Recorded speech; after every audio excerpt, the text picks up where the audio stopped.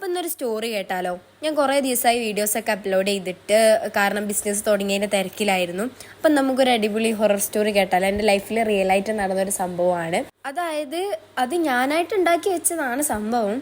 പക്ഷേ ഞാൻ റിയലായിട്ട് പ്രേതത്തിനെ കണ്ടു എന്നല്ല ഞാൻ പറയുന്നത്. എൻ്റെ ലൈഫിൽ ഉണ്ടായൊരു ഇൻസിഡൻ്റാണ് ഞാൻ പറയുന്നത്. ഈ ഇൻസിഡൻറ്റ് എനിക്ക് ഉണ്ടാവുന്നത് ഒരു 3-4 വർഷം മുന്നേയാണ്.